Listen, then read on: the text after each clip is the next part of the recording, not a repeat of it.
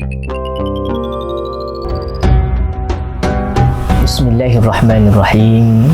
Assalamualaikum warahmatullahi ta'ala wabarakatuh. Alhamdulillahi rabbil alamin. Wassalatu wassalamu ala asyrafil anbiya'i wal mursalin wa ala alihi wa sahbihi ajma'in.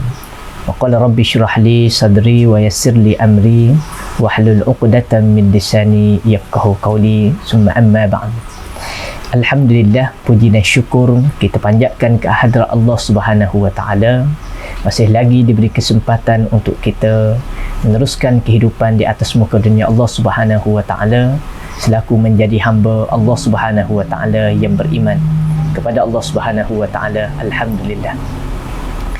Tuan-tuan sidang pendengar yang dirahmati Allah Subhanahu wa taala sekalian. Dalam firman Allah Subhanahu wa taala daripada surah At-Taubah ayat yang ke-36, A'udzu billahi minasyaitonir rajim.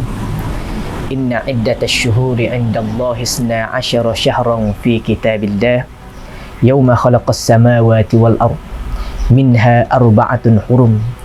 Dzalika ad-dinul qayyim fala tadhlimu fihinna anfusakum wa qatilul musyrikina kaffatan kama yuqatilunakum kaffah wa'lamu annallaha ma'al muttaqin.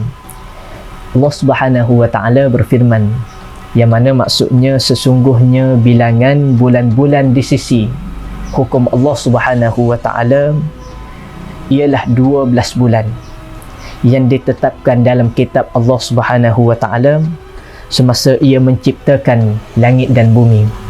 Di antaranya 4 bulan yang dihormati. Surahul Azim, surah At-Taubah ayat yang ke-36. Alhamdulillah, di awal Muharram ataupun perbincangan kita berkisarkan awal Muharram. Pada kali ini berkenaan dengan beberapa perkara, di antaranya Fadailul A'mal di bulan Muharram. Tuan-tuan sidang pendengar yang dirahmati Allah Subhanahu wa taala sekalian, Muharram merupakan bulan pertama dalam kalender tahun Islam Hijriyah. Dan alhamdulillah kita akan beralih pada tahun yang baru 1445 Hijriyah pada kali ini, insya-Allah. Moga-moga Allah Subhanahu wa taala beri kesempatan untuk kita meneruskan umur kita di usia yang baru, insya-Allah. Maka dalam Muharram juga terdapat beberapa peristiwa penting yang mana suka untuk kita kongsikan secara bersama di awal Muharram ini. Di antaranya disebutkan kepada kita peristiwa penghijrahan Nabi Rasulullah sallallahu alaihi wasallam yang dinukilkan kepada kita pada tahun 622 daripada Masihi. Tuan-tuan sidang pendengar yang dirahmati Allah Subhanahu wa taala sekalian, dan bulan Muharram merupakan salah satu bulan daripada 4 bulan yang haram disebutkan oleh Allah Subhanahu wa taala dalam surah Taubah sebentar tadi. Rasulullah sallallahu alaihi wasallam menceritakan kepada kita berkenaan dengan 4 bulan yang haram itu. Selain daripada bulan Ramadan yang dimuliakan oleh Allah Subhanahu wa taala, maka ada 4 lagi bulan di sisi Allah Subhanahu wa taala yang menjadi penghormatan, menjadi kelebihan yang disebut oleh Allah Subhanahu wa taala secara khusus dalam Al-Quran Al-Karim, juga disebut oleh Rasulullah sallallahu alaihi wasallam. Satu hadis Nabi sallallahu alaihi wasallam menyebutkan kepada kita sebagaimana hadis yang disabdakan oleh Abu Hurairah radhiyallahu anhu. Kata Rasulullah sallallahu alaihi wasallam, as-sanatu 12 syahran minha arba'atun hurum. 4 daripadanya adalah yang haram. Salasatun mutawaliyatun, 3 yang berturutan. Kata Rasulullah sallallahu alaihi wasallam, Zulqa'datu wa Zulhijjatu wal Muharram wa Rajabu Mudhar alladhi baina Jumada wa Sya'bana. Kata Rasulullah sallallahu alaihi wasallam, setahun ada 12 bulan. Daripada 12 bulan itu ada 4 yang haram. 4 yang haram disebut dengan al-hurum. Hurum ini merupakan jamak kepada haram. Yang pertama adalah Zulqa'dah, yang kedua adalah Zulhijjah, yang ketiga adalah Muharram. Ini disebut sebagai salah satu mutawaliyatu, 3 yang berurutan. Kemudian di antaranya yang keempat adalah Rajab, di antara Jamadil dengan Sya'ban.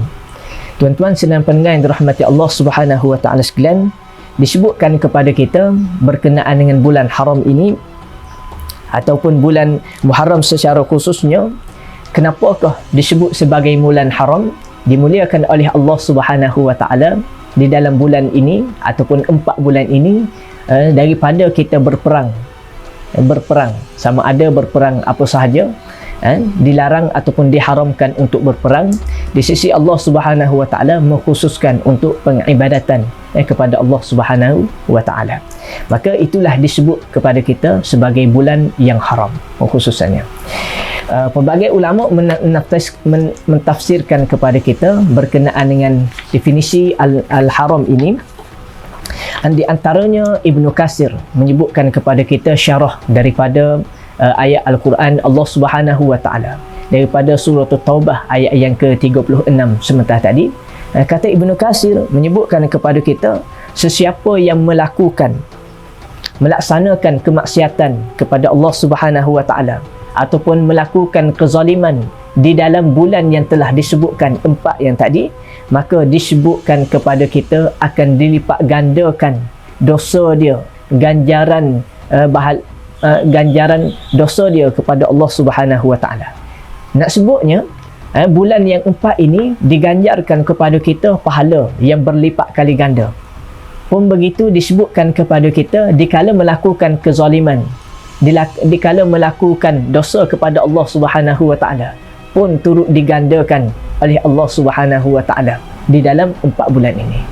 Tuan-tuan senang pendengar yang dirahmati Allah Subhanahu wa taala sekalian, kita boleh ambil iktibar kenapakah, bagaimanakah disebutkan kepada kita bulan yang disebut oleh Allah Subhanahu wa taala secara khusus ini kepada kita, menandakan kemuliaan di kala mana beribadah kepada Allah Subhanahu wa taala di dalam bulan ini, dan juga dilarang ataupun diharamkan kepada kita untuk melakukan kemaksiatan, kezaliman terhadap Allah Subhanahu wa taala juga di dalam bulan ini.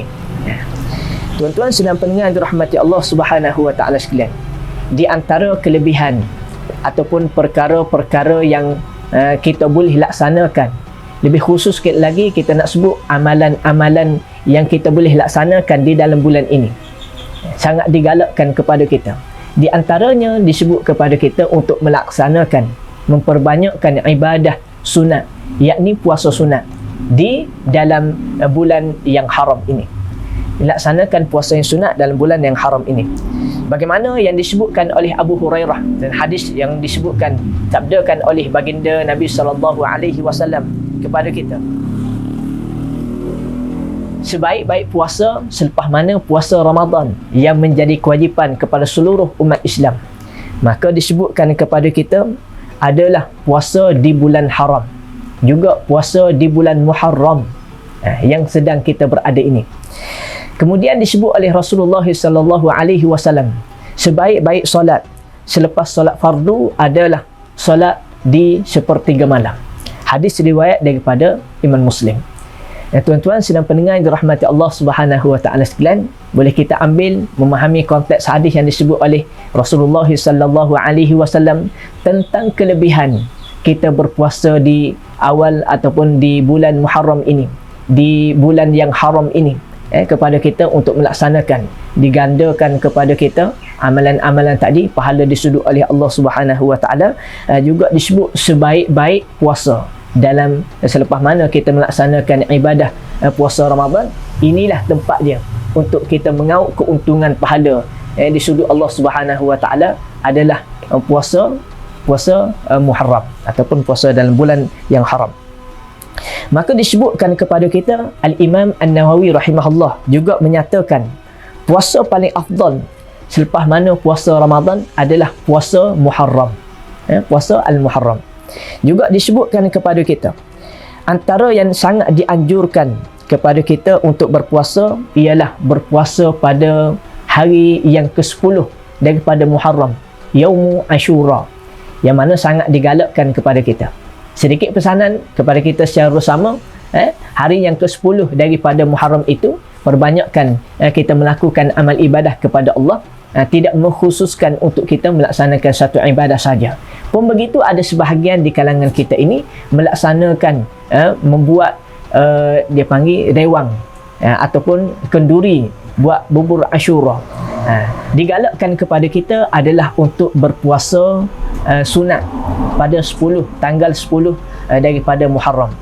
Nabi SAW ketika mana hadir ataupun tiba di kota Madinah, ada perayaan ataupun upacara amalan yang dilakukan oleh penduduk Madinah ketika itu, maka Nabi SAW menyatakan kepada mereka, bertanyakan kepada mereka bagaimana hadis yang disebutkan oleh hadis Ibnu Abbas radhiyallahu anhuma. Maka Rasulullah SAW menanyakan, "Ma hadza?" Apakah ini? Maka mereka menyatakan, hari ini merupakan Yaumus Salih, hari yang baik, hari yang baik. Kerana di situ terletaknya ataupun Allah Subhanahu Wa Taala menyelamatkan Nabi Allah Musa alaihissalatu wassalam daripada diselamatkan, ditenggelam daripada Laut Merah, bagaimana yang kita sedia maklum. Tuan-tuan sedang pendengar yang dirahmati Allah Subhanahu Wa Taala sekalian, maka Nabi menganjurkan kepada kita untuk terus berpuasa pada tanggal 9 Muharram, pada tanggal 10 Muharram, dan juga kita berpuasa pada tanggal 11 Muharram. Moga-moga kita mengambil sunnah ataupun didikan daripada Rasulullah sallallahu alaihi wasallam untuk kita hadami secara bersama, insya-Allah.